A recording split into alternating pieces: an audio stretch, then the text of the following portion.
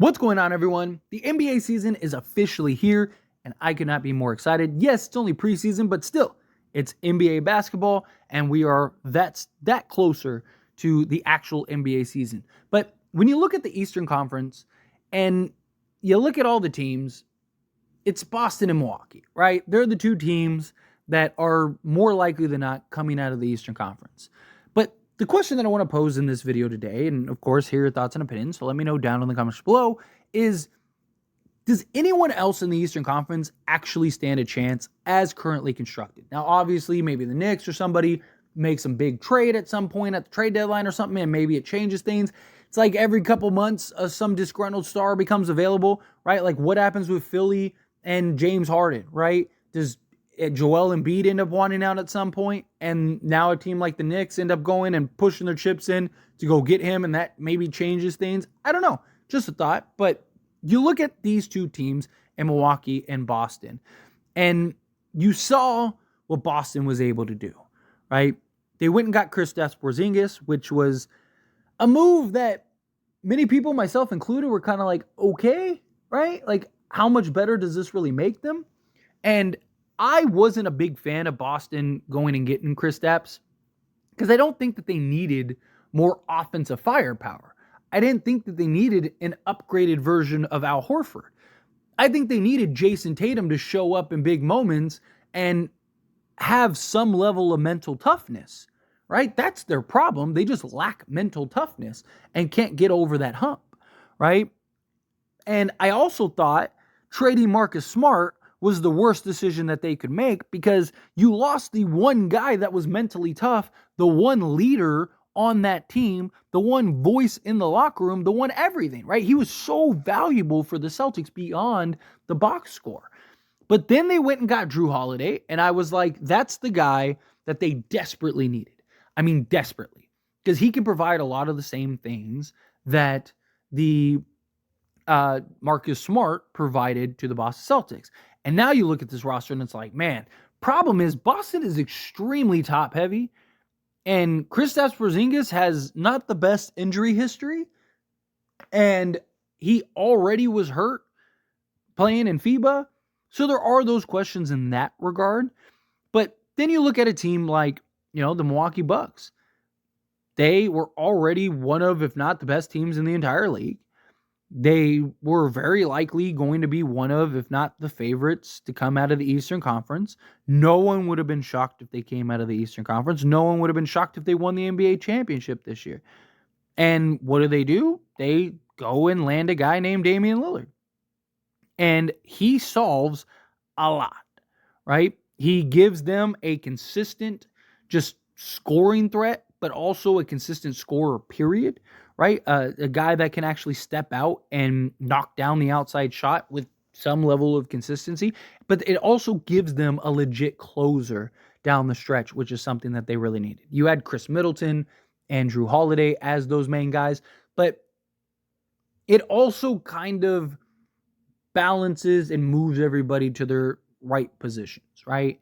You have, Giannis, number one option, Dame, number two option. And then you have Chris Middleton, who is a third option, now officially the third option. So I think that also takes a lot of pressure off of him, kind of puts him in more of a comfort zone area. And Milwaukee should be very good this year. And it is championship or bust for them.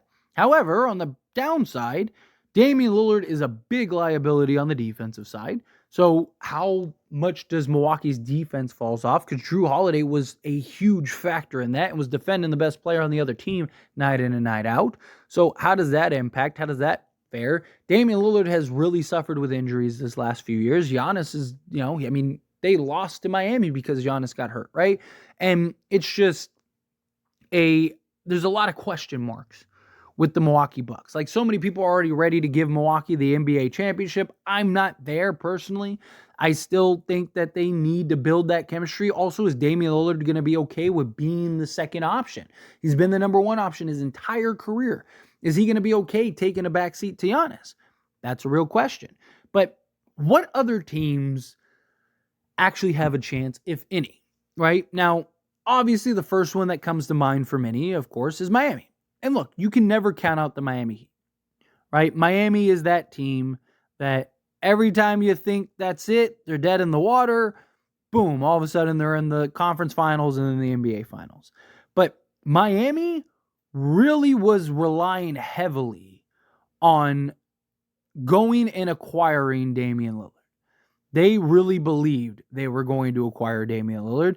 And now that they didn't, that is a big problem for Miami because they let a lot of key players go that they really shouldn't have. Now, they did get some quality guys. Like they got like Josh Richardson, right? They got Thomas Bryant, although Thomas Bryant was literally, not an opinion, this is a statistical fact, was the worst defensive center in the league last year, right? But they got guys like that, right? And then you still have, Kyle Lowry, Caleb Martin, Kevin Love, Tyler Hero still there, and he should be healthy and good to go. You have like your starters. You got some depth. Like Miami's still going to be very good, but they lost again continuity. They lost some key significant guys like Gabe Vincent, Max Strus, guys like that. I don't believe Miami beats Milwaukee if Giannis played the entire time and he was healthy and he was fine. I know Miami fans like to make the argument, oh, that's not the case, blah, blah, blah. But, like, Giannis doesn't get hurt. They probably win that first game. They go up 2-0. It's a completely different series. Now you're going to Miami. I don't see where Miami ends up winning that series without the loss of Giannis. And I've seen people say, well, Tyler Hero on the back end, like there's no comparing the impact Giannis has on Milwaukee to Tyler Hero on Miami. They're not anywhere in the same stratosphere. Not saying Tyler Hero's not a good player and doesn't impact Miami, but it's not the same thing as losing Giannis, right? I mean, it would be closer if they lost like Jimmy Butler, right? But I'm not sold on Miami, right? I mean, this was a play-in team that nearly was knocked out of the play-in. And look, I give them credit. Their job is to beat the team in front of them. And they did that. And, the dominoes fell their way. That's great. That's how it happens, right?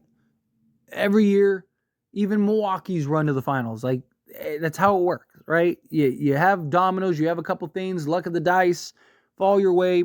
Even the year, the Raptors won the championship. Kawhi, if he doesn't hit that miraculous shot as it's like bouncing around 15 times, it's probably a different series. Like, there's just so many things that go into it. So I give Miami credit. I just don't see them beating, especially Milwaukee. Boston, they're still going to be having a lot of problems just mentally. So it wouldn't surprise me if Miami beats Boston, but I'm not sold personally on Miami. But again, that's why this is a discussion. But next up, Philly. I know Philly. Look, if everyone was bought in and James Harden wasn't, a day away from trying to sabotage and tear Philadelphia down, I would say that they have a real shot, that they have a real chance. I mean, they had some nice little pickups and acquisitions this offseason. Nothing like major or crazy impactful, but, I still think that they were a team that could be right there this season. It's just they're probably losing James Harden, and they're not going to get a star in return for James Harden. So I don't see a scenario where the Sixers are any good this year, right? Like, or at least good enough to potentially beat Milwaukee or Boston and win an NBA championship.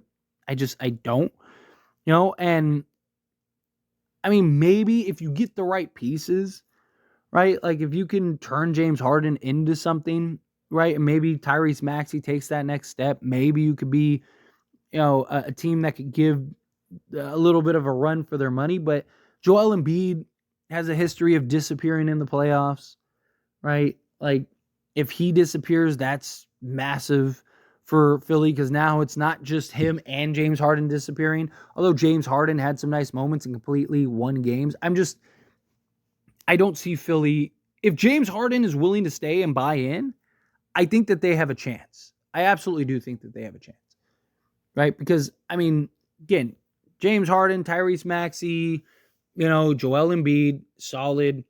They went and got Kelly Oubre, which I thought was a solid pickup. They have pieces that they could trade and maybe go get another guy or two. I think Danny Green, if he can stay healthy, and Patrick Beverley, I think that those kind of give you some more just toughness. Although Patrick Beverley was like the worst offensive player in the league for a majority stretch of the last season, just something to keep in mind. But I think he adds a little just kind of grit to that Philly team that really needs it.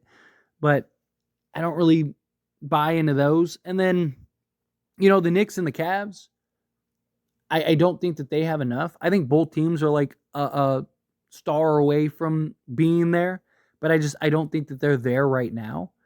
Again, if something happened, right? Like I said, let's say Philly completely implodes and Joel Embiid's like, get me out of here. And the Knicks they have the assets, they have the pieces, they have everything that you could ask for to go and trade for a Joel Embiid. If they can go do that and still keep a real roster that looks good and stuff, right? Like, if they could have like Jalen Brunson, Josh Hart, Grimes, Randall, and Embiid. That could be tough, right? Again, I don't know if that'd be enough to win, but again, I think it could be tough. I think that they could, really make some noise in that regard. But it's just, I really do. I think it's as simple as it's Milwaukee and it's Boston, and that's it. I will be surprised if another team makes it out of the Eastern Conference this year, personally. Unless, again, there's some crazy major trade or a major injury or something like that, right? Obviously, if Dame and Tatum are out for the season, then maybe that changes things. But as it stands right now, no pun intended, I think it's just those. I think it's those two or bust. But anyway, again, love to hear your thoughts, opinions. However you feel, let me know down in the comments below.